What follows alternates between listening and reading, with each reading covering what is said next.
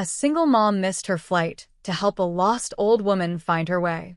She thought that was the end of it, until she discovered the woman was a mafia boss's mother, and he wanted to thank her personally.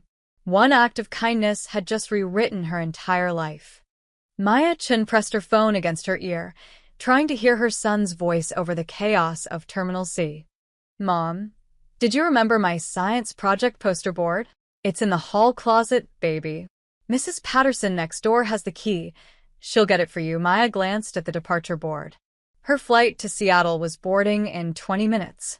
Gate C, 47. Listen, I have to go. Be good for Grandma, okay? I will. Love you, Mom. Love you more. She ended the call and hefted her carry-on over her shoulder, navigating through the Thursday afternoon crowd at Philadelphia International. The airport smelled like coffee and stress.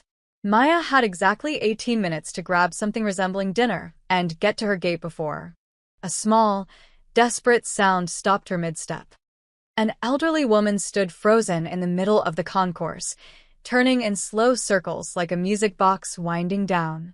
She wore a cream-colored coat that had seen better days, and her white hair escaped in wisps from a silk scarf. Her hands trembled as they clutched a worn leather purse. People flowed around her like water around a stone. Nobody stopped. Maya checked her watch. 16 minutes. The old woman's lips moved, but Maya couldn't hear the words. She took a step forward, then hesitated. She couldn't afford to miss this flight.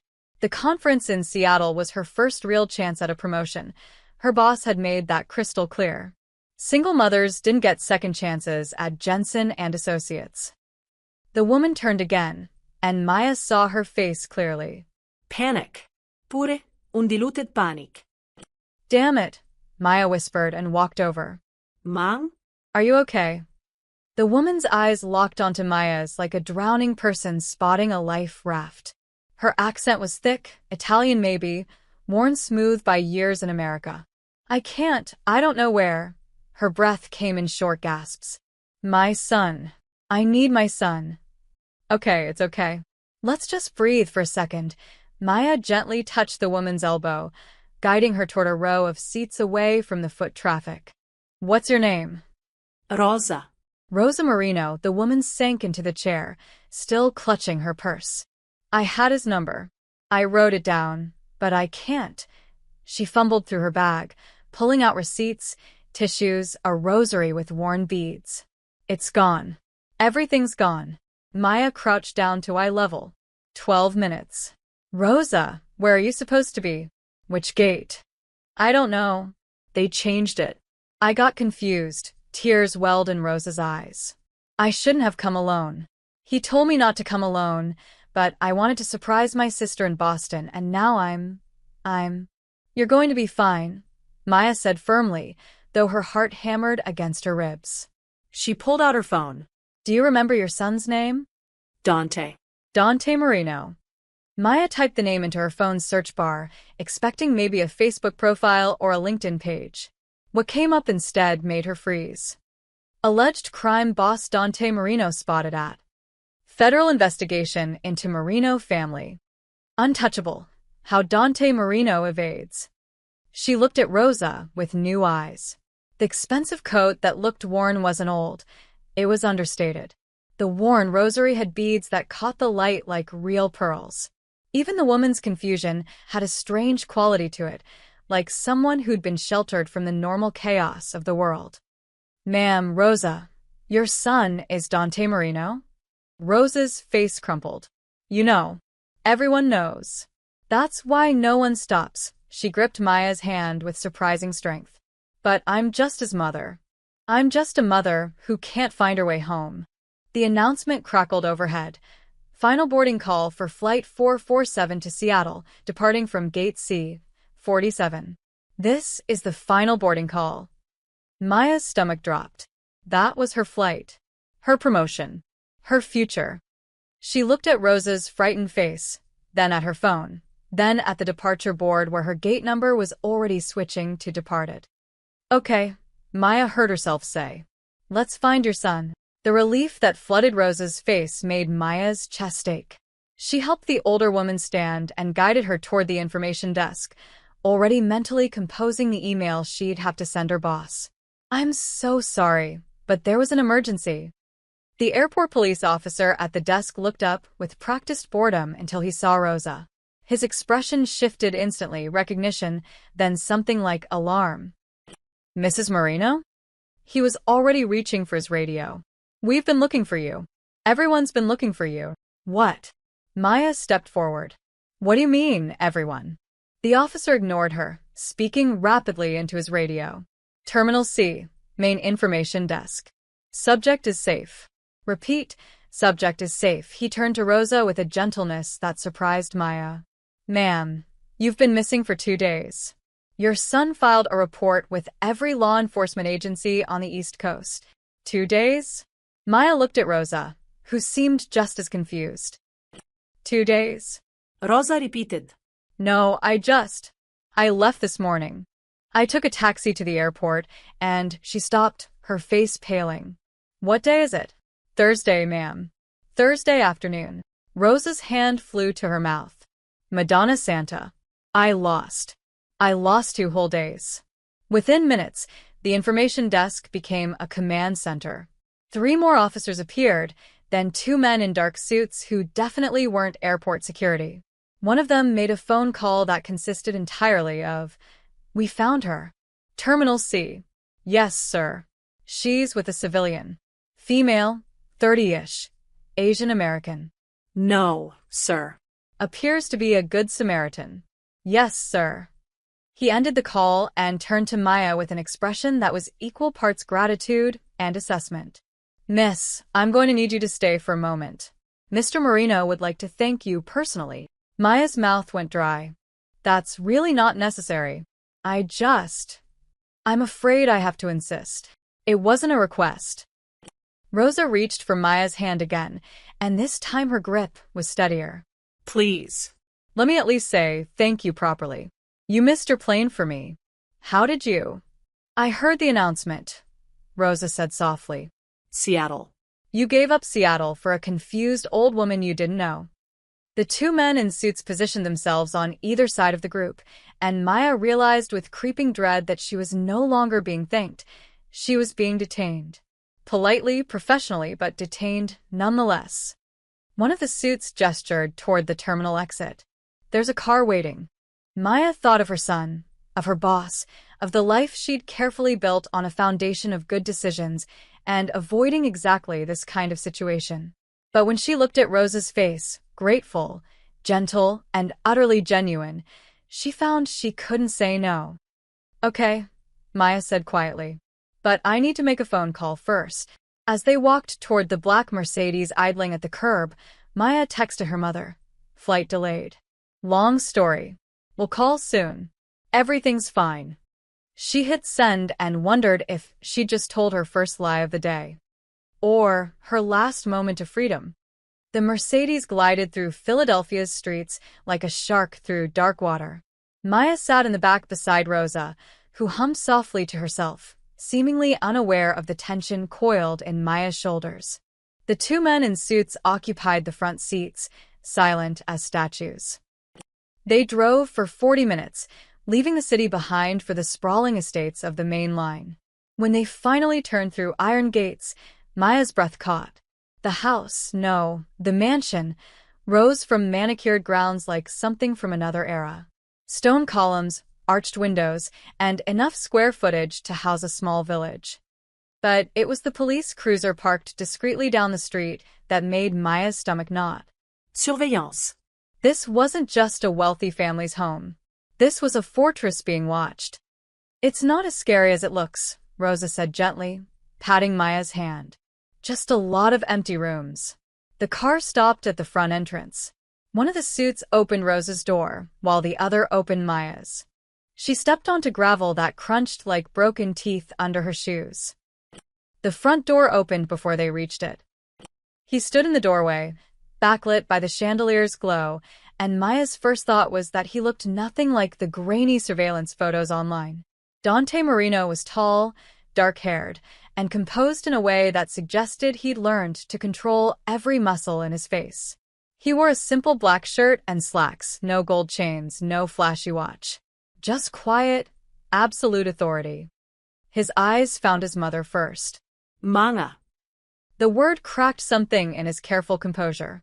He descended the steps and pulled Rosa into his arms, switching to rapid Italian that Maya couldn't follow.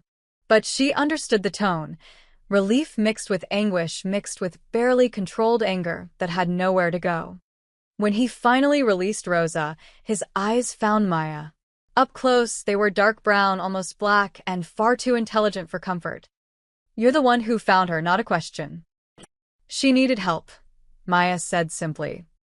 "In an airport full of people, you were the only one who stopped." He studied her like a chess player studying the board. Why? Because she was scared. Something flickered across his face. Surprise, maybe, or recognition. "What's your name?" "Maya Chun." "Miss Chun," he offered his hand. His grip was firm but not crushing, and his palm bore calluses she wouldn't have expected from a man who probably hadn't done manual labor in years. "Thank you for bringing my mother home. I'm told you missed your flight." "It's fine." "It's not fine. You lost something valuable for a stranger." He released her hand. "Please, come inside. Let me at least offer you dinner and a car home afterward." Maya opened her mouth to refuse. Every instinct screamed to get away from this place, these people, this situation. But Rosa touched her arm. "Please," the older woman said. "I make a very good minestrone. You shouldn't travel on an empty stomach." The house interior matched the exterior, all marble and dark wood, and the kind of quiet that money bought. Original paintings hung on the walls, not prints. The chandelier in the foyer cost more than Maya's car. But it was cold. Despite the obvious wealth, despite the beautiful furnishings, the house felt empty. Unlived in, like a museum after hours. Rosa led them to a dining room where a table that could seat 20 held settings for 3. Maya sat, feeling absurdly out of place in her conference-appropriate blazer and slacks. Dante sat across from her, and Maya noticed how his eyes never stopped moving, tracking doors, windows, the positions of his men who moved like shadows through adjacent rooms. "You don't trust easily," Maya observed. "Can you blame me?" He poured water from a crystal pitcher. "The police watching my house certainly don't." "Then why am I here?" "Because my mother trusts you." He glanced toward the kitchen, where Rosa was presumably overseeing the soup. "That's rare enough to be worth investigating."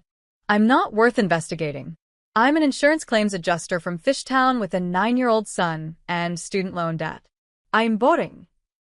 Boring people don't sacrifice business trips for confused strangers.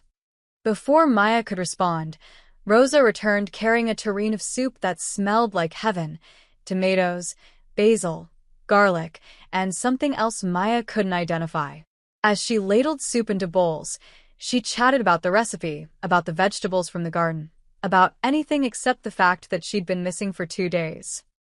"Mama," Dante said gently, "do you remember where you were?" "Before the airport." Rosa's hand stilled on the ladle. I was home. Then I was getting ready to visit Teresa in Boston." Then her face clouded. "I don't remember. It's like fog." Dante's jaw tightened, but his voice remained soft. "It's okay. We'll figure it out." Maya ate her soup and watched the dynamic between them. The way Rosa deflected questions. The way Dante tried to protect her without seeming to interrogate. The weight of things unsaid pressing down on the beautiful room. "Do you like lilies?" Rosa asked Maya suddenly. Yes." Good. "Dante never keeps flowers in the house. Says they're impractical," Rosa smiled. "But I think a house without flowers is like a life without grace. Don't you think?" "I think you're right," Maya said. "And crosswords. Do you do crosswords?" "Sometimes. Usually wrong." Rosa laughed, a genuine, delighted sound that seemed to surprise even Dante. "Me too. I get so frustrated with the Thursday ones. Too clever by half."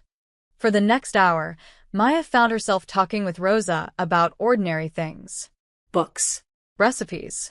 The little church by the shore where Rosa used to go with her late husband, where the waves crashed against the cliffs and you could hear them echo inside during service. It's still there, Rosa said wistfully. At least it was. I haven't been in years. Dante worries if I go too far. Mama, that's not. Dante stopped himself. It's not safe. Nothing's safe, Rosa said quietly. But some things are worth the risk. Maya watched Dante's face shut down, watched him retreat behind walls built from necessity and violence and a life she couldn't imagine. But in that moment, she saw what Rosa must see, a son trying desperately to protect the one pure thing left in his world. By the time Maya left, driven home by one of the silent suits, she realized something unsettling. Despite everything, the reputation, the police surveillance, the obvious danger, she'd felt safer in that cold mansion than she'd expected. Because for all his power, Dante Marino was just a man terrified of losing his mother. And Rosa Marino was just a woman who loved lilies and crosswords and the sound of waves against stone. Maya climbed the stairs to her small apartment, exhausted and confused and somehow changed. She didn't yet know that by tomorrow morning, her face would be in every newspaper in Philadelphia. Or that by tomorrow night, Rosa would vanish again. Maya woke to 17 missed calls and a text from her mother that simply read, "Call me now." She fumbled for her phone, squinting against the morning light filtering through her bedroom curtains. It was 6:47 a.m. Her alarm hadn't even gone off yet. "Mom? What's wrong? Is Ethan okay?" "Ethan's fine." "Maya, why is your picture in the newspaper?" Maya's stomach dropped. "What?" The Philadelphia Inquirer. Front page of the Metro section. Good Samaritan linked to Marino family. There's a photo of you getting into a car outside the airport with Maya. Is that really Dante Marino? She was already at her laptop, hands shaking as she pulled up the newspaper's website. There it was, a grainy but unmistakable photo of her walking beside Rosa toward the Mercedes, one of Dante's men visible in the background. The headline screamed implications she couldn't afford. Local woman Maya Chun, 30, was spotted yesterday accompanying alleged organized crime figure Dante Marino and his mother, Rosa Marino, 72, who had been reported missing. Her phone buzzed. Her boss. Then buzzed again. Unknown number. Then again. Another unknown number. "Mom, I have to go." "Maya, what have you gotten yourself into?" "Nothing. I helped a lost woman at the airport. That's all." Even as she said it, she knew how hollow it sounded. "I'll call you back." She hung up and stared at her phone as it continued to vibrate with incoming calls. Her carefully constructed life, the respectable job, the quiet neighborhood, the deliberate distance from anything controversial, was unraveling in real time.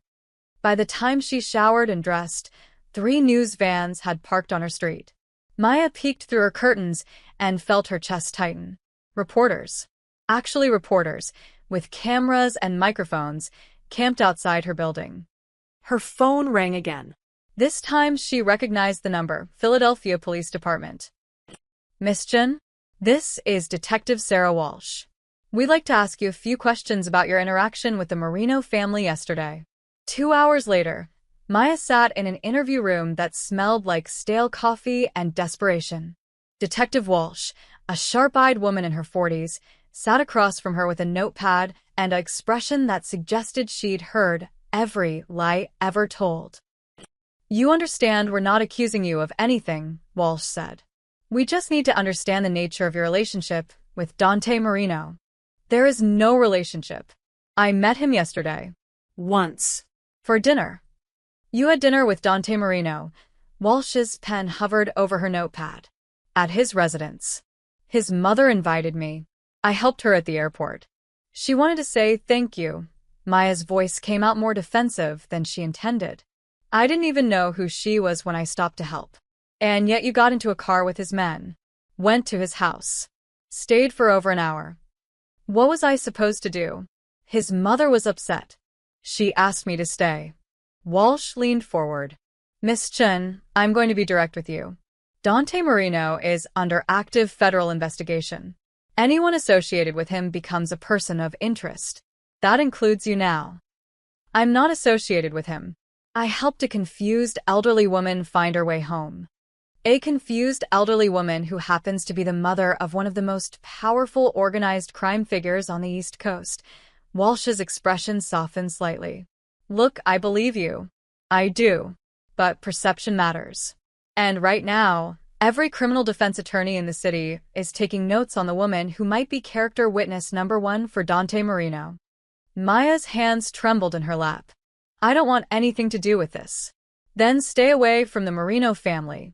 All of them. Walsh slid a business card across the table.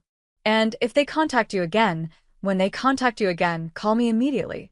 Maya left the police station through a side door Walsh had arranged, avoiding the cameras out front. But by the time she reached her apartment, the damage was done. Her phone had 43 messages. 3 were from reporters. 5 were from concerned friends. 1 was from her boss, brief and devastating. We need to talk Monday morning. The last message was from a number she didn't recognize, but she knew who it was before she even listened. Miss Chun, this is Rosa Marino. The old woman's voice sounded tired, guilty. I saw the newspaper. I'm so sorry. You shouldn't suffer for showing kindness. That's not right. That's not a long pause. I told Dante this would happen. I told him. Maya deleted the message and sat on her couch, staring at her phone. She thought about Ethan, about the looks he'd get at school now. She thought about her job, her reputation, everything she'd worked for. Her phone rang. Unknown number. Against every instinct, she answered. Miss Chun, this is Anthony Castellano. I work for Mr. Marino. The voice was professional, carefully neutral. Mr. Marino wanted me to convey his apologies for the media attention. He's prepared to provide private security for you and your son until this situation resolves. He's also retained a lawyer on your behalf. No. Silence. No. Castellano sounded genuinely confused, as if no one had ever refused Dante Marino's help before. I don't want his protection. I don't want his lawyers. I don't want anything from him. Maya's voice shook with anger. I helped his mother because it was the right thing to do. I don't need to be rescued from the consequences. Miss Chun, you don't understand the kind of attention. I understand perfectly.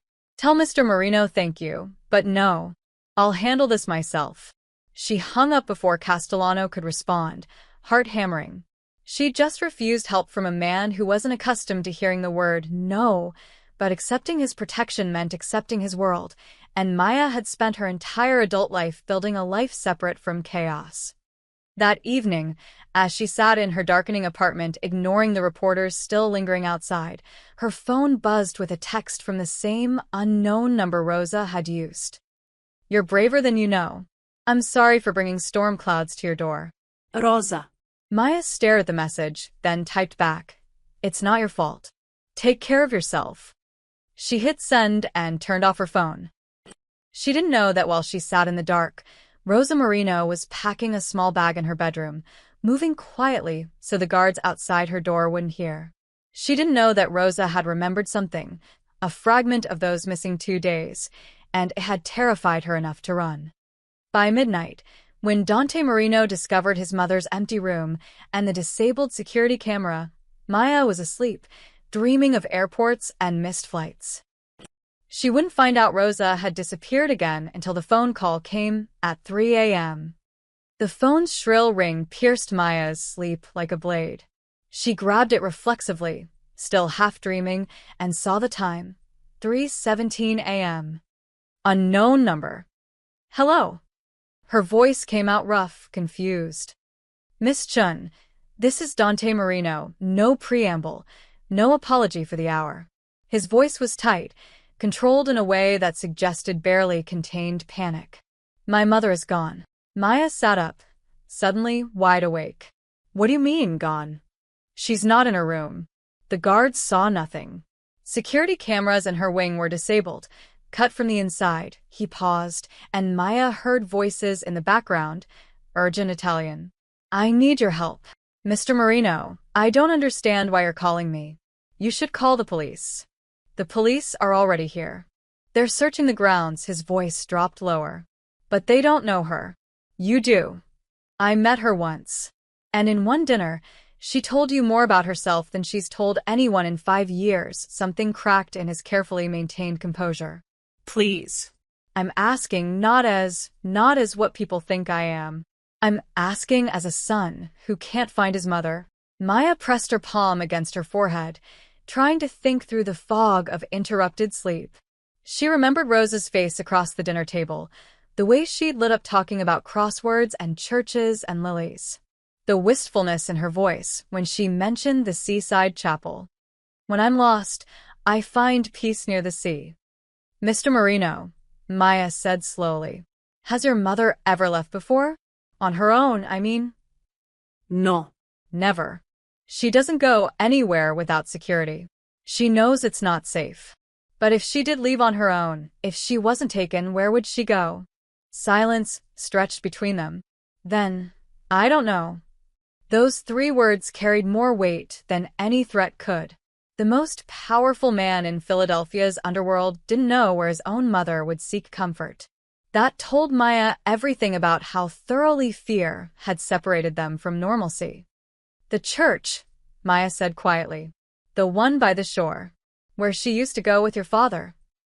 She heard Dante's sharp intake of breath. St. Catherine's. It closed 10 years ago. She talked about it like it was yesterday. Like she could still hear the waves echoing inside during service. Maya threw off her covers, already moving toward her closet. She said some things are worth the risk. You think she went there, it wasn't a question. She could hear him moving, car keys jingling. It's 2 hours away. The building is half collapsed. If she's there alone, then you need to go. Now. Miss Chen, Maya, I'm sending a car for you. No. I'm not. She trusted you, his voice cut through her protest. If we find her scared and confused again, she'll need a familiar face. Not mine. Not my men. Yours. Maya wanted to say no. Wanted to hang up and burrow back under her covers and pretend none of this was happening. But she remembered Rose's hand gripping hers in the airport, the desperation in her eyes, the relief when someone finally stopped. I have a son, Maya said. I can't just leave. He's with your mother in Roxborough, correct? He's safe. I have men watching the house. Ice flooded Maya's veins. You have men watching my son. Watching. Protecting. There's a difference, Dante's voice hardened. My enemies are not kind people, Miss Chen. If they think you matter to me, they'll try to use you. I won't let that happen. I'm not your responsibility. You became my responsibility the moment you helped my mother. A car door slammed in the background. The car will be there in 8 minutes. Please. He hung up before she could argue. Maya stood in her dark bedroom, phone clutched in her hand, mind racing. This was insane. Getting deeper involved with Dante Marino was career suicide, possibly actual suicide. Detective Walsh's warning echoed in her head. Stay away from the Marino family. But Rose's voice echoed louder. You shouldn't suffer for kindness. 7 minutes later, Maya climbed into the back of a black SUV where Dante already sat, laptop open, barking orders into his phone in Italian. He looked different in the harsh interior light, older, more dangerous, stripped of the careful civility he'd worn at dinner. When he finished the call, he glanced at her. Thank you for coming. I'm not doing this for you, Maya said bluntly. I know, he returned to his laptop, pulling up what looked like surveillance footage. My men have checked hospitals, bus stations, train stations. Nothing. If she took a cab or a rideshare, she used cash and didn't give her real name. Maybe she didn't want to be found. Dante's jaw tightened. Then why leave? She knows I'd protect her from anything. Maybe that's the problem. Maya watched the Philadelphia streetlights blur past her window. Maybe she's tired of being protected. You don't understand. The things I've done, the enemies I've made, she's vulnerable because of me. 2 days she was missing before the airport. 2 days I still can't account for, his hands clenched into fists. Someone took her, hit her, made her forget. And I can't. He stopped, visibly collecting himself. I can't lose her. Maya saw it then, the terror beneath the control. Dante Marino, who commanded an empire built on fear, was terrified himself. Not of rivals or federal investigations, but of the ordinary human helplessness of watching someone you love disappear. Tell me about those 2 days, Maya said quietly. What do the doctors say happened? They can't explain it. No drugs in her system. No signs of physical trauma. Just missing time. Like someone erased it from her memory. Maya's skin prickled. Or like she erased it herself. Dante's head snapped toward her. What? What if she wasn't taken? What if she left on purpose and just forgot why? That's impossible. Is it? She's been living in a fortress, surrounded by guards for how long? Never going anywhere alone. Never making decisions for herself. Maya met his eyes. That's not living, Mr. Marino. That's existing. Maybe part of her wanted to escape so badly that when she finally did, her mind couldn't handle bringing her back. The SUV fell silent except for the hum of tires on asphalt. Finally, Dante spoke, his voice barely above a whisper. Then I've been her prison. No, Maya said firmly. You've been her son, trying to keep her safe in an unsafe world. But safety and life aren't always the same thing. They drove the rest of the way in silence, racing toward a ruined church by the sea, hoping to find a woman who might not want to be found. Dawn broke gray and cold over the coastal town of Margate, New Jersey. The SUV pulled off the highway onto narrow roads that hadn't seen repaving in years. Salt air crept through the vents, and Maya could hear the distant crash of waves even through the closed windows. St. Catherine stood on a bluff overlooking the Atlantic, exactly as forsaken as Dante had described.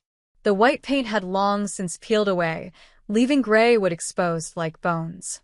Half the roof had caved in, and yellow caution tape fluttered in the wind around the perimeter. A chain-link fence bore a sign, "Condemned in O trespassing." Dante was out of the vehicle before it fully stopped, his men following like shadows. Maya climbed out more slowly, pulling her jacket tight against the ocean wind. "Spread out," Dante ordered. "Check the building, the grounds, everything." Maya walked toward the edge of the bluff where a weathered stone wall separated grass from a deadly drop to rocks below.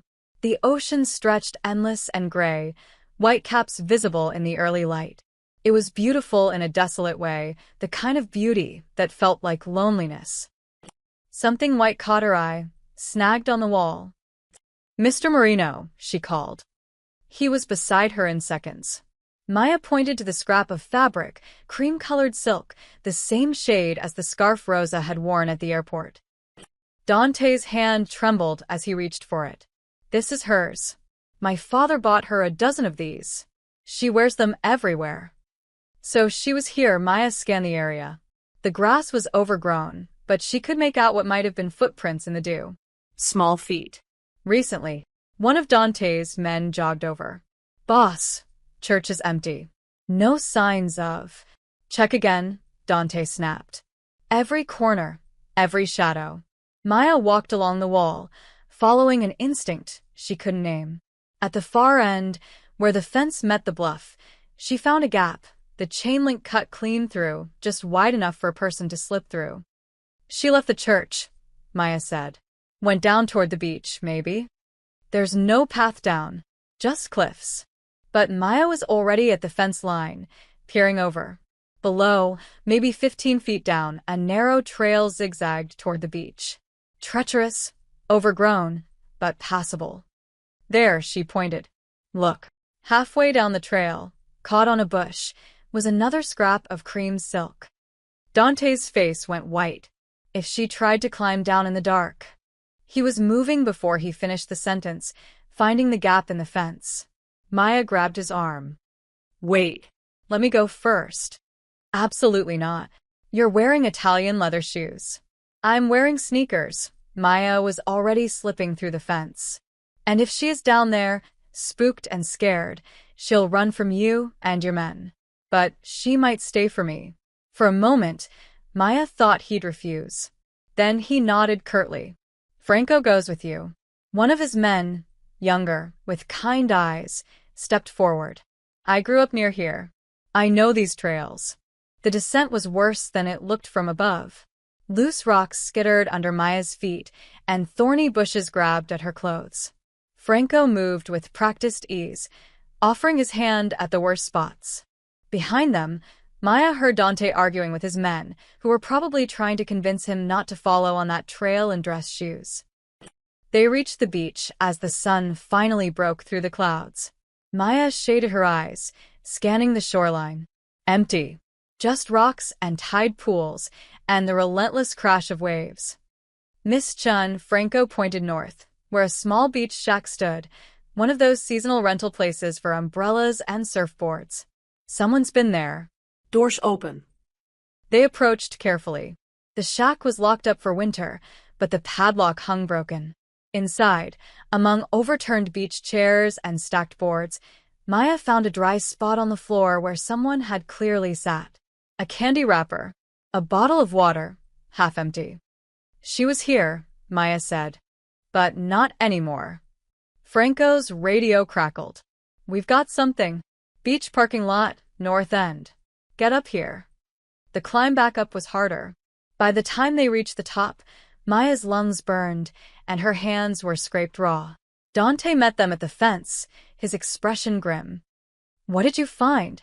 Maya asked. Witness. Local vendor who sets up at the beach parking lot on weekends. He remembers an old woman yesterday evening. Dante's voice was tight. Said she looked confused, kept asking about mass times. He told her the church was closed. Then a van pulled up. Maya's stomach dropped. What kind of van? Black. No plats visible. Two men got out. Dante's hands clenched. They didn't grab her.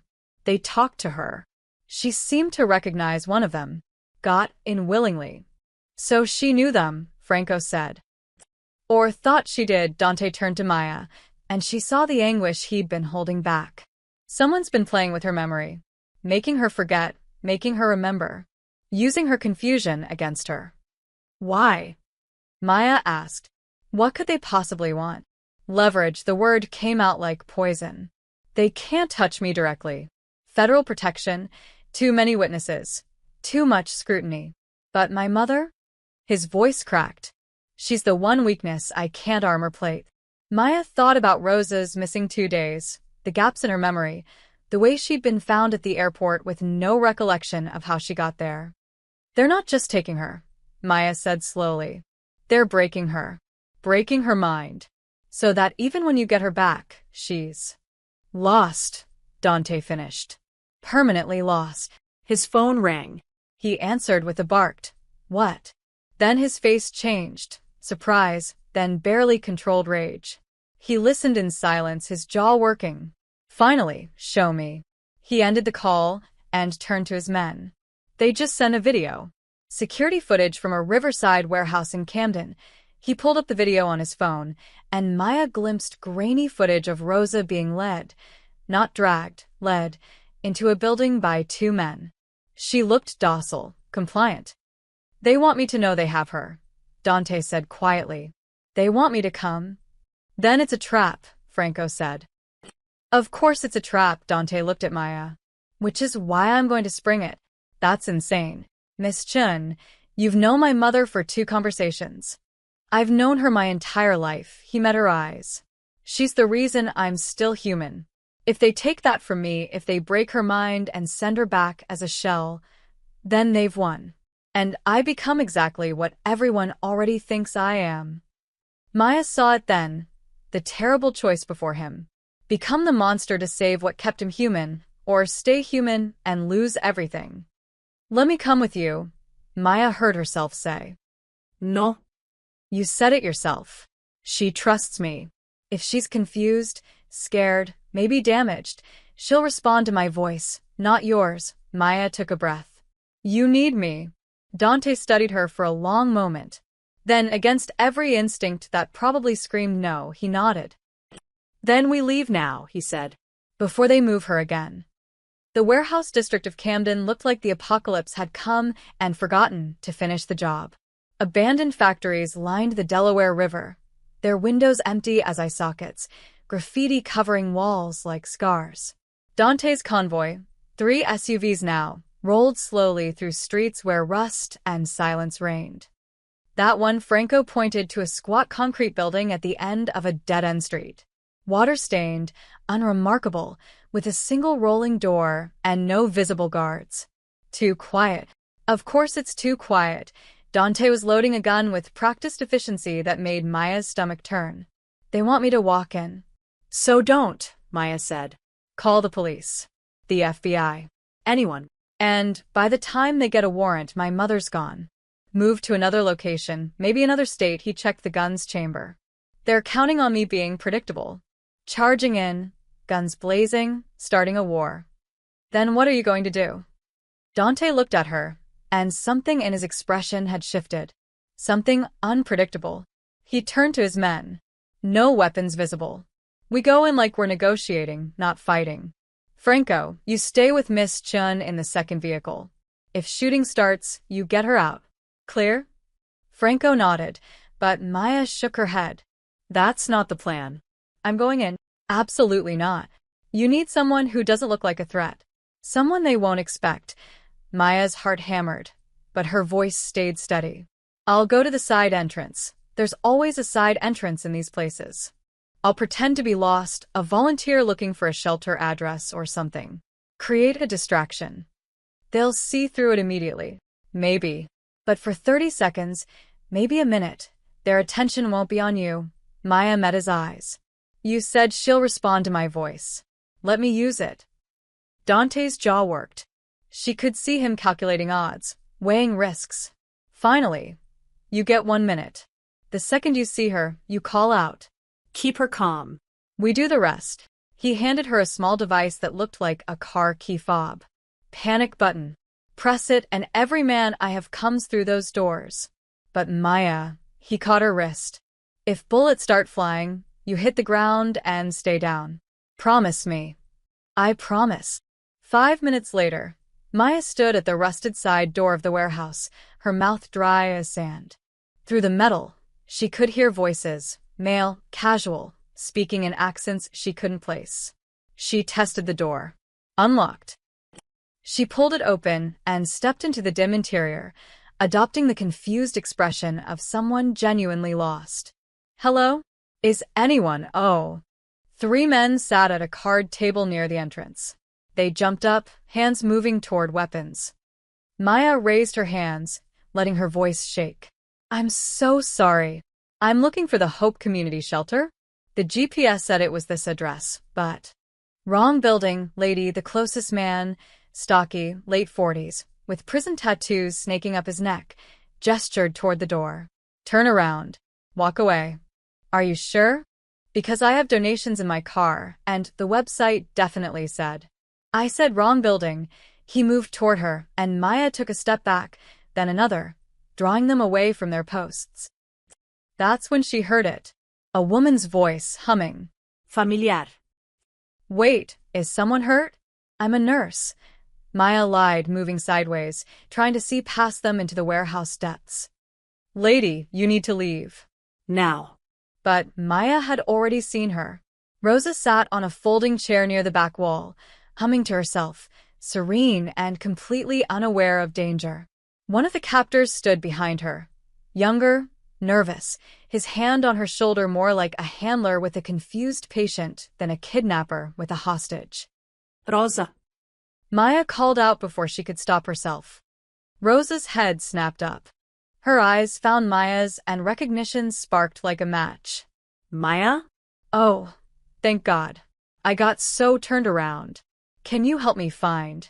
The man behind her clamped his hand over her mouth. Everything happened at once.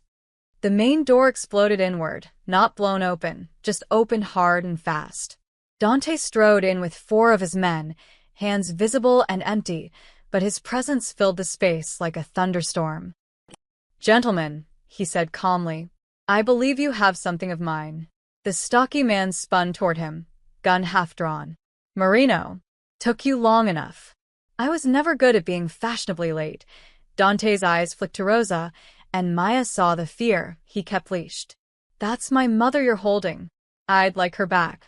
I bet you would, a new voice echoed from the shadows.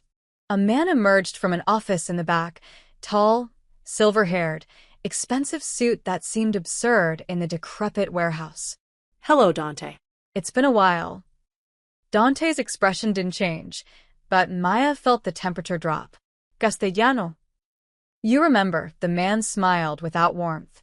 I wondered if you would. After all, you destroyed my brother, took his territory, his business. You took everything from me. So I thought fair is fair. I'll take something from you. Victor was a trafficker and a murderer. I gave the FBI enough evidence to put him away for life. That's not the same as... Semantics, Castellano waved his hand dismissively. What matters is you broke my family. Now I break yours. Except I'm more creative than you.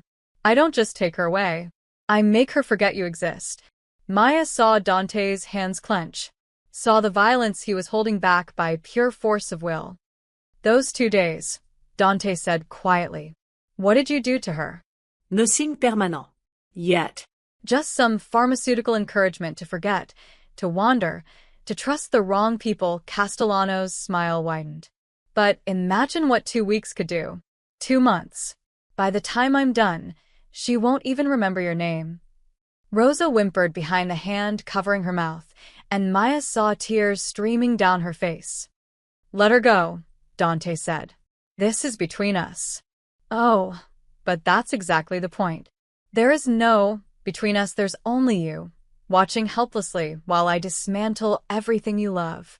Dante took a step forward, and immediately 4 guns rose to point at him. But Maya was already moving. While everyone focused on the standoff, she'd edged closer to Rosa. Now she lunged forward, grabbing the old woman's arm and yanking her from the chair with strength born of pure adrenaline. Run, Maya screamed, pulling Rosa toward the side door. Chaos erupted. Shouts, movement, the metallic click of safeties releasing. And then Dante's voice, clear and cold as winter. Nobody fires. Nobody moves. Or I release every piece of evidence I have on Castellano's operation to the FBI right now. It's already queued. 1 text, and you're all going to prison. The warehouse froze. You're bluffing, Castellano said, but uncertainty crept into his voice. Try me, Dante held up his phone. In 30 seconds, every federal prosecutor in the district gets enough evidence to indict everyone in this room. Except me. I made sure of that. Maya held Rosa close, feeling the old woman's heart racing against her own. You think you're clever, Castellano spat. But this isn't over. Yes, Dante said quietly. It is. He pressed send. The FBI arrived in 14 minutes, a speed that suggested they'd been waiting for Dante's evidence dump like vultures circling a carcass. Maya watched from the SUV as federal agents swarmed the warehouse, guns drawn, shouting commands. Castellano and his men were face down on the concrete within seconds. Rosa sat beside her, wrapped in Dante's suit jacket, trembling. She hadn't spoken since they'd fled the warehouse. Her eyes tracked movement outside the window, but Maya wasn't sure how much she was actually seeing. Rosa, Maya said softly, you're safe now. We're going home. Home. Rosa's voice was distant, hollow. I don't remember home. Maya's chest tightened. She took Rosa's hand. It was ice cold. The house with the garden. Where you make minestrone. Where your son keeps the temperature too cold and never buys flowers. A flicker of recognition. Dante. Yes. Dante. Is he angry with me? No. He's... Maya stopped as the SUV door opened. Dante climbed in, exhausted and haunted. His shirt was untucked, his hair disheveled. For the first time since Maya had met him, he looked entirely human, entirely breakable. He knelt on the SUV floor in front of his mother's seat, looking up at her like a child seeking forgiveness. Mama, he whispered. Rosa's hand moved slowly, uncertainly, to touch his face. You're here. I'm here. I've got you. You're safe. I was lost, tears spilled down her cheeks. I keep getting lost, and I don't know why. There are holes in my head, Dante. Holes where memories should be.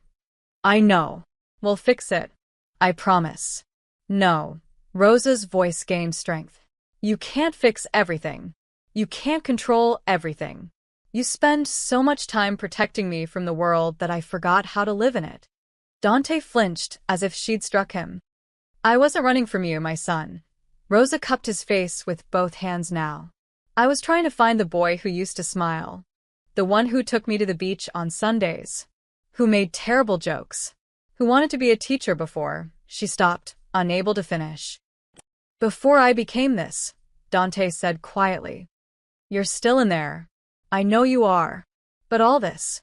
She gestured vaguely at the warehouse, the agents, the life he'd built on violence and fear. It's burying you. And I can't watch that anymore. I'd rather lose my memory than watch you lose your soul. The SUV fell silent except for the muffled sounds of arrests outside. Finally, Dante spoke, his voice raw. Then tell me how. Tell me how to be something other than what I am. Rosa looked at Maya. Ask her. She knows. Maya felt both their eyes on her and wanted to disappear. I'm nobody. I don't have answers. Yes, you do, Rosa squeezed her hand. You stopped in an airport for a stranger. That's not nothing. That's everything. Dante stood slowly, composing himself. He looked at Maya with an expression she couldn't read.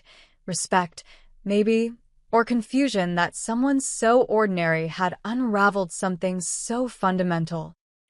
How did you know where she'd be? He asked. At the church. In my whole life, I never thought to look there. But you knew. Maya met his gaze. You don't forget the things someone loves when you truly listen. The words hung between them, weighted with meaning. Dante had spent years protecting his mother's body while forgetting to protect her spirit. He'd given her safety, but stolen her agency. And in doing so, he'd lost the ability to truly see her. I haven't listened, he said finally. Not really. Not in years. Then start now, Maya said simply. They drove Rosa home as dawn painted the sky pink and gold. At the estate, a private doctor examined her while Dante paced the hallway like a caged animal. Maya sat in the parlor, exhausted, watching security footage being reviewed on multiple screens. She saw herself on camera, that moment in the warehouse when she'd grabbed Rosa and run. She looked terrified and small and completely out of her depth. You were very brave. Franco appeared beside her with coffee.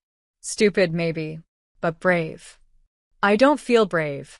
I feel like I'm in someone else's life. Sometimes the bravest thing is showing up in someone else's life when they need it. The doctor emerged an hour later with cautiously optimistic news. Rosa was physically unharmed. The memory issues would require extensive neurological testing, but preliminary signs suggested the effects might not be permanent. The drugs Castellano had used were sophisticated, but not irreversible. Dante took the news with a slight nod, as if afraid to hope. That evening, as Maya prepared to finally leave, to return to her real life, her son, her problems, Rosa asked her to stay just a little longer. They sat in the garden as twilight fell, the first stars appearing overhead. I remember now, Rosa said quietly. Bits and pieces.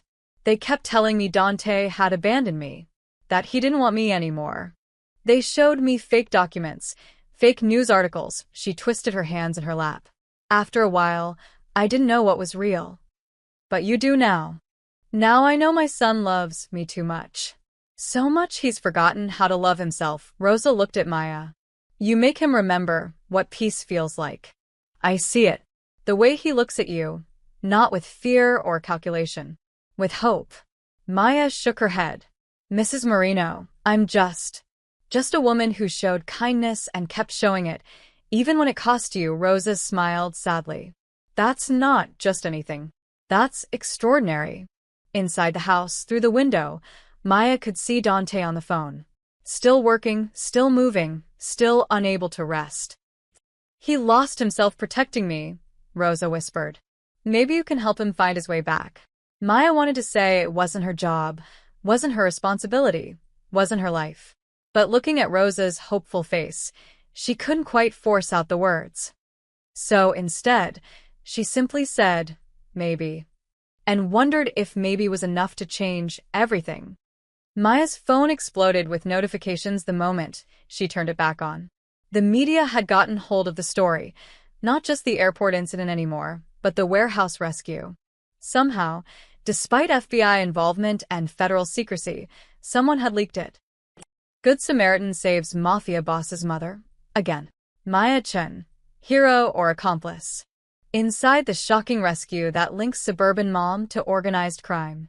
The headlines grew more sensational with each refresh. Her photo, an old one from LinkedIn, was everywhere. Someone had even dug up her high school yearbook picture. Mom, you need to see this. Her mother's voice on the phone was tight with worry. Channel 6 just ran a segment. They're calling you Dante Marino's mysterious associate. Maya closed her eyes. How's Ethan? A pause. Confused. Some of the parents at school saw the news. They're asking questions. What kind of questions? The kind that means you should probably come get him. Soon. Maya ended the call and stared at her apartment ceiling. It was Sunday evening. She'd been gone less than 48 hours, but her entire life had been rewritten in that time. Monday morning confirmed her worst fears. The school principal, Mrs. Davidson, met her at the entrance with an expression of practiced sympathy that barely masked discomfort. Miss Chun, could we speak privately? They sat in an office that smelled like old books and anxiety. Through the window, Maya could see children playing on the playground. Normal children, living normal lives. I want to be direct, Mrs. Davidson said. Several parents have expressed concerns about Ethan continuing here given your situation. My situation, Maya's voice was flat. You mean helping an elderly woman who was kidnapped? I mean your association with a known organized crime figure. The principal's jaw tightened. Miss Chen, I believe you acted with good intentions. But this school has a responsibility to all its students. And right now, your presence here, and by extension, Ethan's, creates a security concern. A security concern. Maya felt something crack inside her. My 9-year-old son is a security concern. That's not what I... Yes, it is. Maya stood. You're expelling him for safety reasons. You're punishing a child because his mother helped someone in need. Mrs. Davidson had the grace to look uncomfortable. It's not permanent. Once the media attention dies down, once your connection to Mr. Marino is resolved, we'd be happy to reconsider. Maya walked out without another word. She found Ethan in his classroom, packing his backpack with the careful slowness of a child trying not to cry. Mom, his voice was small. Did I do something wrong? She knelt down and pulled him into a fierce hug. No, baby. You did nothing wrong. Nothing. Then why do I have to leave? Maya had no answer that wouldn't break his heart further. By Tuesday, Maya had been placed on administrative leave from Jensen and Associates. Her boss delivered the news via email, professional, apologetic, but final. Given the current media scrutiny and potential impact on client relationships, we feel it's best if you take some time away from the office. Translation: you're toxic, and we can't afford the association. Wednesday brought reporters to her doorstep. They camped outside her building, shoving microphones at her whenever she tried to leave. One grabbed her arm. Miss Chen, how long have you been romantically involved with Dante Marino? I'm not. Is it true you helped plan the warehouse confrontation? No. Are you accepting money from the Marino family? Maya shoved past them, heart pounding, and made it to her car. She drove aimlessly for an hour, trying to outrun cameras and questions and the ruins of her carefully built life. Her phone rang. Dante's number. She almost didn't answer, but something, exhaustion, maybe, or the need to blame someone, made her pick up. I'm calling to check, he started. Don't, Maya's voice shook with anger. Don't check on me. Don't send your men to watch my house. Don't send lawyers or money or protection or whatever else you think will fix this. Silence on the line. My son was expelled from school, Maya continued. I was fired from my job. I can't leave my apartment without being photographed. My life is destroyed, Mr. Marino. Completely destroyed. I know his voice was quiet. I'm sorry. Sorry? You're sorry? Maya laughed, a bitter sound. You said I'd be safe. You said you'd protect me. I was wrong. A long pause. I can relocate you. New city, new identity, new school for Ethan. Clean slate. And then what? I spend the rest of my life hiding? Running. Maya pulled over, unable to drive through her tears. I helped your mother because it was the right thing to do. I don't need protection from the world, you do. She heard him breathe out slowly. What do you mean? You're so afraid of being vulnerable that you've turned everything around you into a fortress. Your mother can't leave the house. The people who work for you can't speak freely. And now I can't even walk to my car without being attacked by reporters. Her voice dropped. You don't protect people, Mr. Marino. You isolate them. There's a difference. The words hung between them, sharp and true. You're right, Dante said finally. You're absolutely right. I don't want to hear that I'm right. I want my life back. I can't give you that. His voice carried genuine pain. But I can stop making it worse. No more surveillance. No more interference. You want me out of your life, I'm out. Maya wiped her eyes. Good. But Maya, he hesitated. My mother is asking for you. Every day. She thinks you've disappeared like she did. It's making her condition worse. The guilt hit like a physical blow. That's not fair. I know. Nothing about this is fair. A pause. I'm not asking for me. I'm asking for her. Maya rested her forehead against the steering wheel. She thought about Rose's gentle face, her confusion, her fear. She thought about how kindness had led her here, to this moment, where helping had cost her everything. Tell her I'm okay, Maya said finally. Tell her I'm safe. But I can't come back there. I can't be part of your world. I understand. She hung up before he could say anything else. That night, Maya held Ethan as he cried himself to sleep, asking why his friends weren't allowed to talk to him anymore. She had no answers. Only the crushing weight of consequences she'd never anticipated. The price of compassion, she realized, wasn't always paid by the person showing it. Sometimes the people you love paid it for you. 3 days of isolation did nothing to diminish the media circus. If anything, it intensified.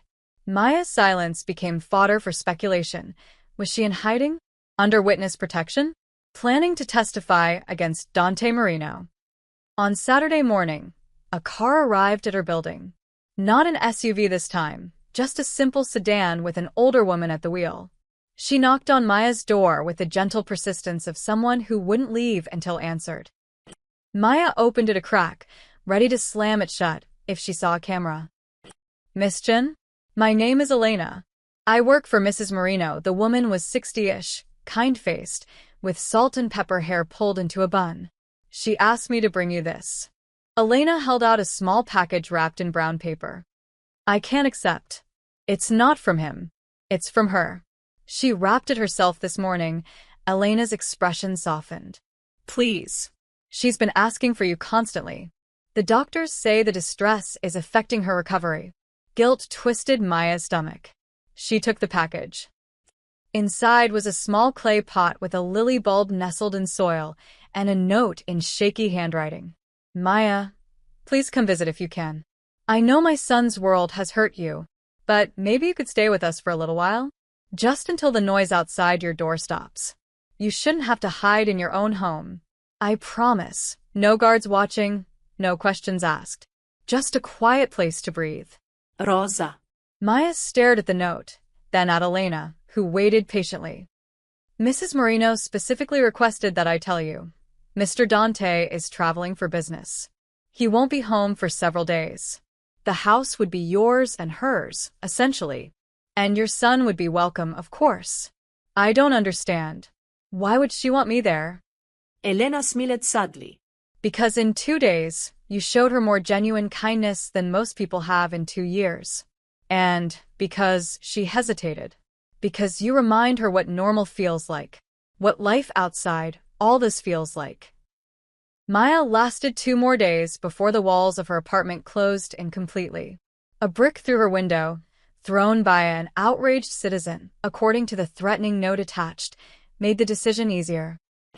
She packed a bag for herself and Ethan, left a note for her landlord, and let Elena drive them to the estate. The house looked different without Dante's presence. Less fortress, more museum. Rosa met them at the door, her face lighting up like sunrise. "You came." She pulled Maya into a hug that smelled like lavender and old soap. "Oh, thank God. I was so worried." Ethan hung back, uncertain, until Rosa turned her gentle attention to him. "And you must be Ethan. Your mother has told me so much about you. Do you like cookies? I made pizzelle this morning." Within an hour, Ethan was in the kitchen with Rosa, learning to roll dough while Elena supervised. Maya stood in the doorway, watching her son laugh for the first time in days, and felt something inside her unclench. That evening, after Ethan fell asleep in one of the guest rooms, Rosa and Maya sat in the parlor with tea. "He's traveling?" Maya asked quietly. "Tokyo. Business meetings that couldn't be postponed." Rosa's hands curved around her cup. "He didn't want to go. Said he needed to be here in case I needed him. But I told him." She paused. "I told him the best thing he could do for me was to start letting go. Letting go. Of the fear, the control, the need to protect me from everything." Rosa looked directly at Maya. "You were right, what you said to him. He doesn't protect, he isolates. He's been doing it for so long, he doesn't know any other way. I shouldn't have said that. It wasn't my place." "It was exactly your place. Someone needed to." Rosa set down her tea. "My son lost himself protecting me. After his father died, after the threat started, after the first kidnapping attempt, he decided the only way to keep me safe was to build walls. And every year, those walls got higher, thicker, until I couldn't see out and he couldn't see in." Maya absorbed this. "What happened? That first kidnapping attempt?" Rosa's face clouded. "I was grocery shopping. Stupid, normal, everyday grocery shopping. They grabbed me in the parking lot. Dante was 23. He got me back within 6 hours, but..." She touched her wrist absently, where a faint scar circled like a bracelet. "He was never the same after. Neither was I." I'm sorry. "Don't be. What I'm trying to tell you is, you've done something I couldn't do. You made him question whether all this protection is actually protecting anything." Rosa leaned forward. "Stay. Not forever. Just until the media loses interest. Let me pay you back for the kindness you showed me." "You don't owe me anything." "Then let me give you something anyway." Rosa smiled. "Let me give you peace. God knows this house has little enough of it." The days that followed were strange and surprisingly gentle. Maya helped Rosa with small tasks, organizing the library, tending the garden, preparing meals.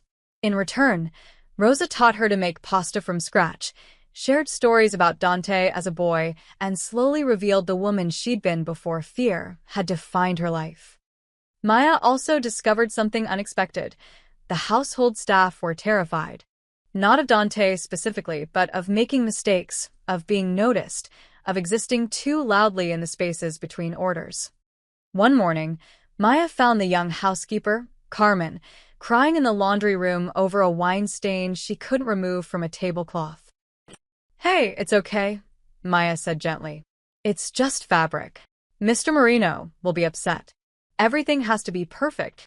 When does he get upset about things like this?" Carmen blinked. "He doesn't. But he could." Maya realized then that the fear wasn't based on Dante's actions. It was based on possibility. The staff had been trained to anticipate anger that never came, to avoid mistakes that would never be punished, to live in constant tension over imaginary consequences. "How long have you worked here?" Maya asked. 3 years. "Has Mr. Marino ever yelled at you? Threatened you?" No. "But everyone knows what he's capable of. Everyone knows his reputation," Maya corrected gently. "That's not the same as knowing him." That afternoon, with Rosa's blessing, Maya did something that probably should have waited for Dante's permission. She gathered the household staff, 6 people who kept the estate running, and organized a literacy class in the unused dining room. Carmen wanted to get her GED. The gardener, Miguel, wanted to learn English better. Elena wanted to help but didn't know how. So Maya taught them. Simple lessons, patient corrections, encouragement freely given.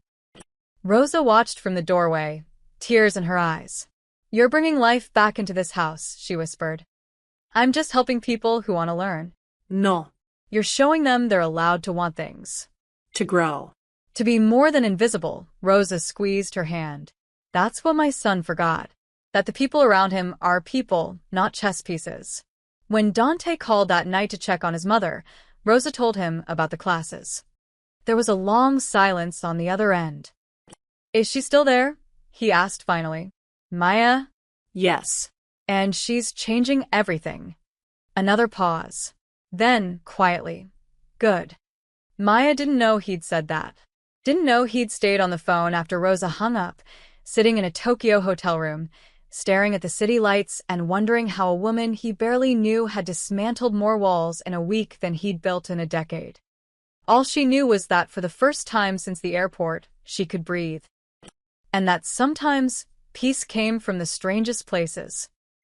Dante returned on a Tuesday night unannounced. Maya was in the library with Ethan, reading aloud from a book about dragons, when she heard the front door open. Her son's body tensed beside her. He'd grown comfortable in the estate's quiet rhythms, but the return of its master changed the atmosphere immediately. Footsteps in the hall. Then Dante appeared in the doorway, still in his travel clothes, looking exhausted and somehow smaller than she remembered. His eyes found hers. "Miss Jen." "Mr. Marino." She closed the book. "Your mother's asleep. She wasn't expecting you until tomorrow." "I finished early." He looked at Ethan, and his expression softened. "You must be Ethan." I'm Dante. Her son nodded but didn't speak, pressing closer to Maya's side. "I'll let you settle in," Maya said, standing. "Come on, buddy. Time for bed." "Maya," Dante's voice stopped her. "Could we talk? After?"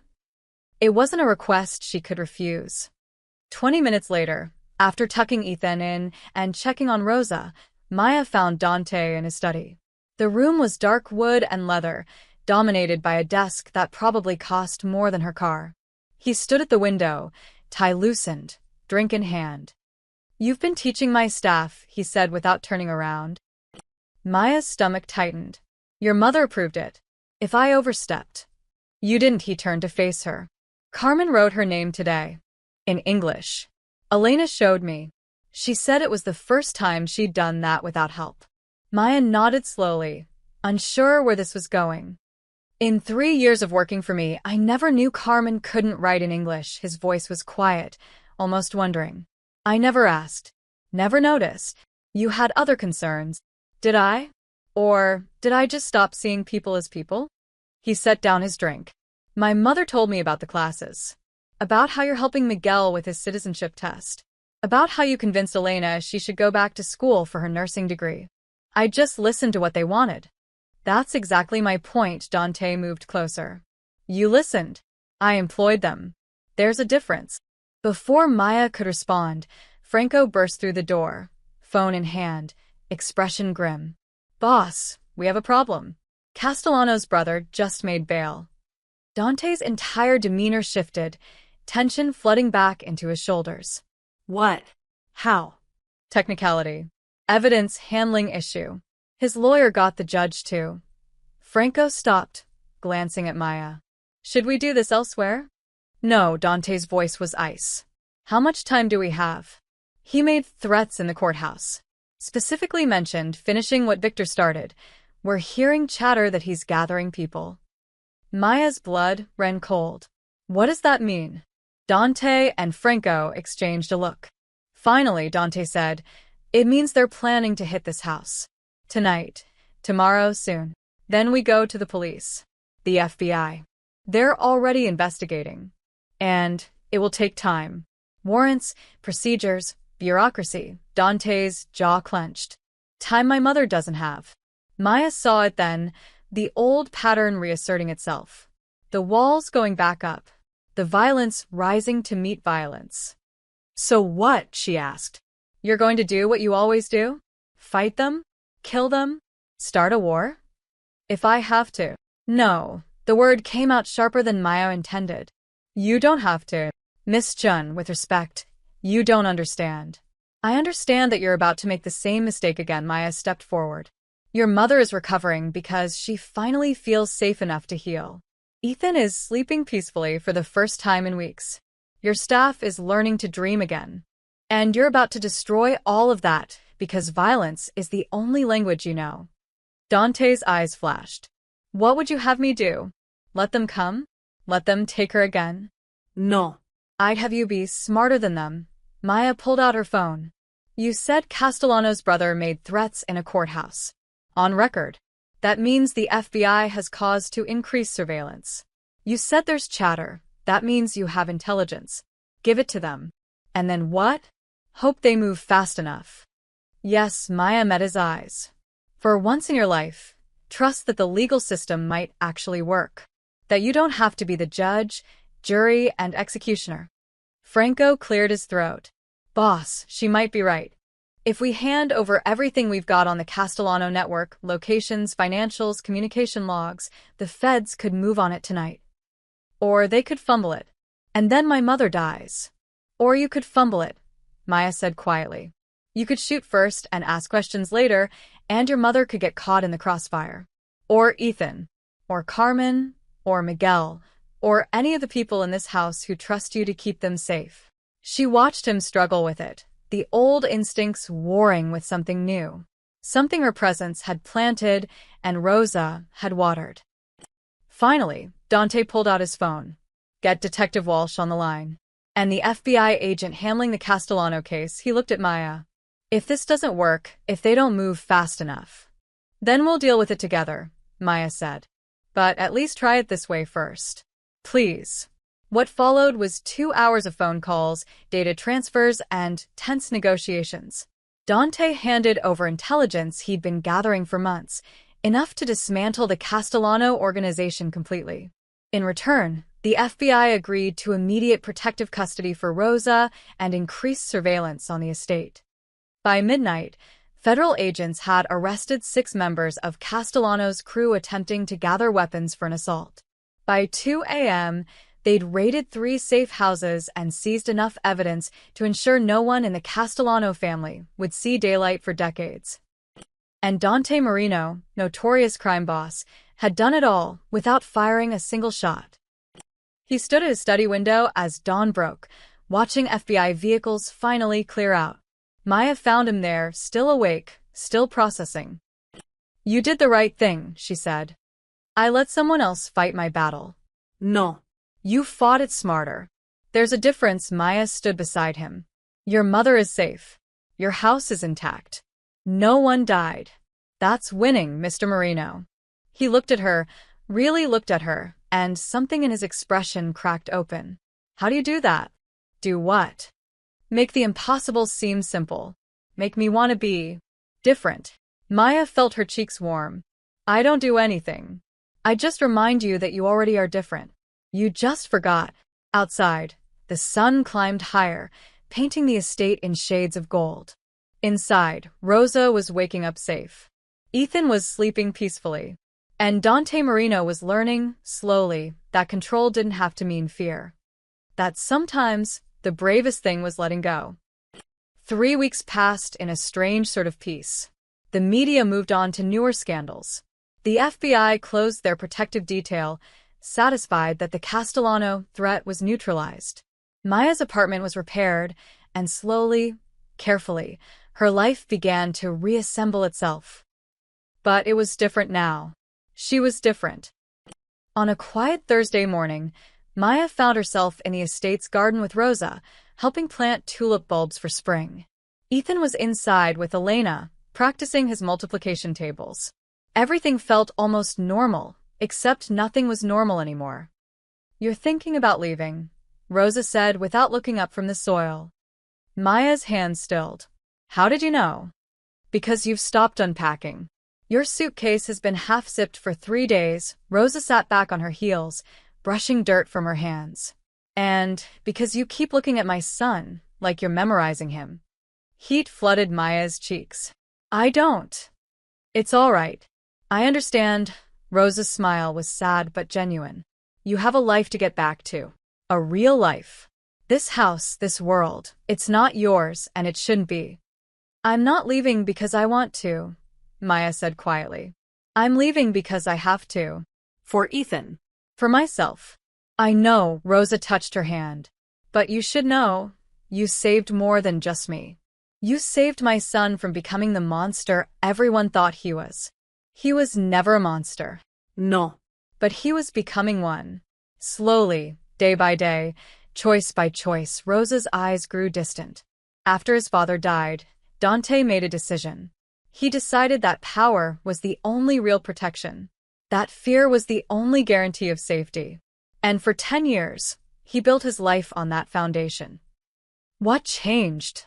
You did, Rosa squeezed her hand. You showed him that kindness isn't weakness. That trusting people isn't foolish. That there are things in this world worth more than control. Maya thought about Dante's face when he'd chosen to call the FBI instead of his soldiers. The way he'd listened to Carmen talk about her GED dreams.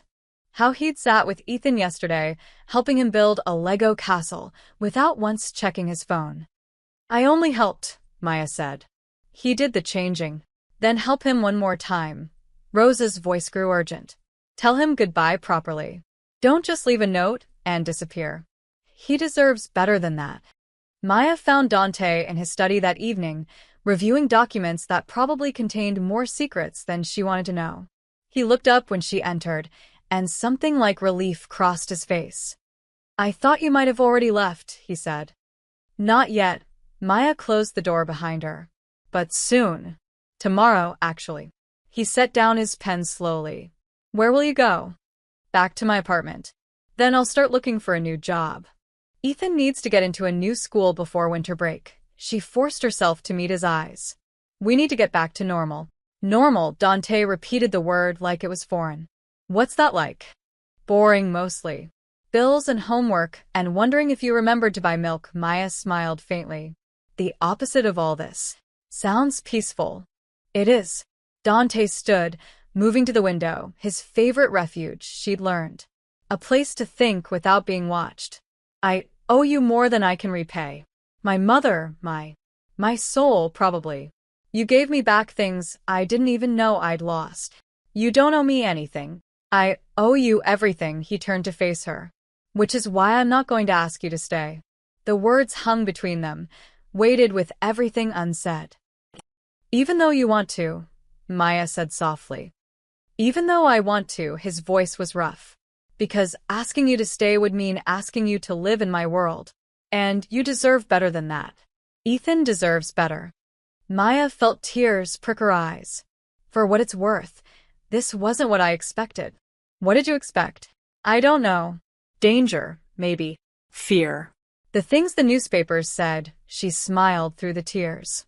Not literacy classes and tulip bulbs and a man who's trying so hard to be good. I'm not good, Maya. I've done things. I know. And I'm not saying those things don't matter. But I also know that people aren't just the worst things they've done, she moved closer. You're trying to change. That has to count for something. Dante pulled an envelope from his desk drawer. I want you to have this. If it's money. It's not, he held it out. It's a letter. For Ethan's school. From a very wealthy anonymous donor who's establishing a scholarship fund for displaced students. He'll have his spot back, plus full tuition through high school. Maya stared at the envelope. Dante, I can't. Yes, you can. It's not for me personally. It's from a charitable foundation my mother has been wanting to start for years. You just gave her the excuse to actually do it, his expression softened. Let me do this. Not as payment. As gratitude. Maya took the envelope with shaking hands. Thank you. There's something else. Dante pulled out a second envelope, this one thicker. A recommendation letter for any job you apply for. References from 3 Fortune 500 CEOs who owe me favors. A clean background check that makes no mention of the Marino family. And a notarized statement from me saying our interaction was purely circumstantial and you bear no connection to my business affairs. You're erasing yourself from my life. I'm giving you back your life, he corrected gently. The one you deserve to have before you stopped to help a confused old woman in an airport. Maya clutched both envelopes. I don't regret it. Any of it. Neither do I. Dante took a step closer, and for a moment, Maya thought he might reach for her. Instead, he just looked at her with an expression that broke her heart. Maybe in another life we could have. Don't, Maya's voice cracked. Don't make this harder. You're right. I'm sorry, he stepped back, rebuilding walls she'd worked so hard to break down. Goodbye, Maya-chan. Thank you for reminding me what the world used to look like. Goodbye, Dante Marino. She turned before she could change her mind. I hope you find what you're looking for. I already did, he said quietly. But it was never mine to keep. Maya left the study and didn't look back. In the morning, she and Ethan would drive away from the estate, back to their small apartment, back to normal.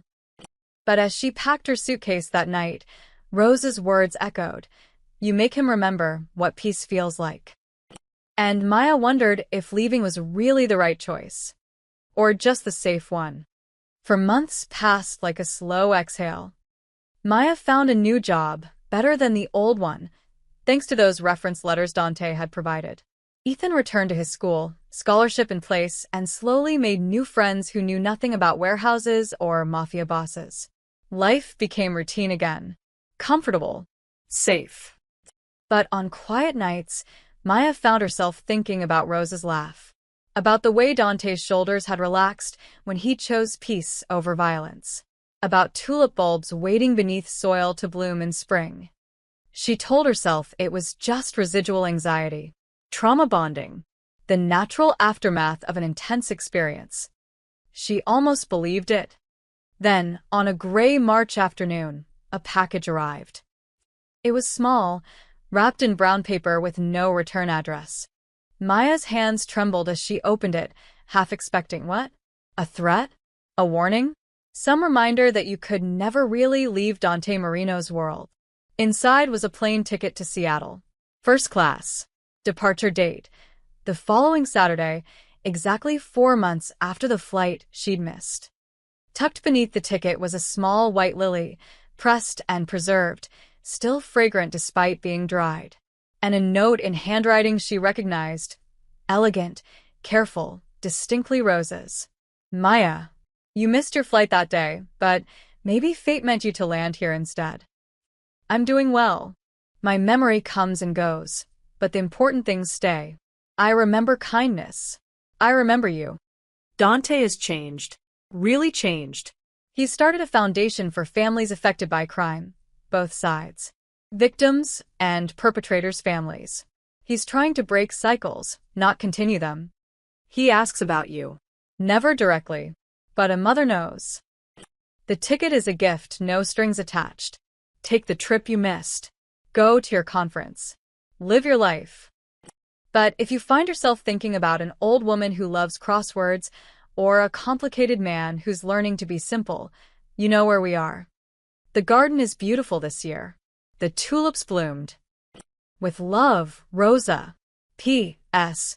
He doesn't know I sent this. He'd probably be furious if he knew. But some things are worth the risk, remember. Maya read the note 3 times, tears streaming down her face. She looked at the ticket, Seattle, the conference she'd sacrificed, the promotion that never came. Everything she'd lost, now offered back like a second chance. But underneath everything, she heard Rose's real message. You changed us. Did we change you too? That evening, Maya called her mother. Can you watch Ethan this weekend? Something came up. Work. Maya looked at the ticket, the press lily, the note that smelled faintly of lavender. Something like that. Saturday morning, Maya stood at the airport. The same terminal, the same chaos, the same departure board. But this time, she wasn't rushing. This time, she had time. She checked in, went through security, and found herself at Gate C, 47 with 45 minutes to spare. The same gate where her life had changed. Maya pulled out her phone and stared at the number she'd never deleted. Her thumb hovered over it for a long moment. Then she dialed. He answered on the second ring. Maya? Just her name, but it carried everything. Surprise, hope, fear. I got a package, she said. From your mother. A long pause. I didn't know she was going to. I know, Maya smiled. She said you'd be furious. I'm not furious, his voice softened. Are you? Are you calling to say goodbye? Before the flight. I'm calling to say thank you. For the ticket. For the closure. For letting me go. You were never mine to hold. Maya watched travelers rushing past, everyone with somewhere to be. You know what I realized? That day in the airport, I thought I was missing my flight. But maybe I wasn't missing anything. Maybe I was exactly where I was supposed to be. Maya. The conference doesn't matter. The promotion I never got doesn't matter, she took a breath. What matters is that a confused old woman needed help, and I stopped. And that one choice led to everything else. The good and the bad. More bad than good for you. No, Maya said it firmly. I lost a job I didn't love. I left a school that expelled my son for something he didn't do. I walked away from a life that was safe but small, she paused. And I found out that I'm braver than I thought. That kindness matters. That people can change. Silence on the other end. Then, quietly, are you getting on that plane? Maya looked at her ticket, looked at the gate, looked at the departure board. I don't know yet, she said honestly. But I wanted you to know, I don't regret any of it. Not the airport, not the warehouse, not the goodbye. You and Rosa, you taught me that some risks are worth taking. Final boarding call for Flight 447 to Seattle. The announcement crackled overhead. That's my flight, Maya said. Then you should go. Dante. Go to Seattle, Maya. Take the trip. Live your life, his voice was rough. But if you ever find yourself back in Philadelphia, you know where to find us. The door's always open. The garden's waiting. Maya closed her eyes. Tell Rosa, I said thank you. For everything. I will. And Dante, keep changing. Keep trying. It matters. Only because you showed me it was possible. The final boarding call came again. Maya stood, ticket in hand, at a crossroads that felt familiar. She could get on the plane, return to Seattle, to conferences, to the career she'd worked so hard to build, to safety and normalcy and everything she'd fought to get back. Or she could walk away from the gate one more time, choose something uncertain and complicated and real. Maya looked at the pressed lily in her hand, still fragrant after all these months. She thought about Rosa's smile, about Ethan laughing in the estate's kitchen, about Dante's face when he chose peace over violence. She thought about fate and choice and the difference between the two. Then Maya Chen smiled, made her decision, and started walking. The gate agent called her name one last time. But Maya was already gone. Toward baggage claim, toward the exit, toward a black sedan she somehow knew would be waiting. Because some flights were worth missing. And some landings were worth the fall. 6 months later, in a garden full of lilies and tulips, an old woman watched her son teach a boy how to plant tomatoes. Nearby, a woman with kind eyes poured lemonade and smiled. I told you, Rosa said to no one in particular. Some things are worth the risk. And in that moment, surrounded by flowers and laughter and second chances, everyone knew she was right. The end.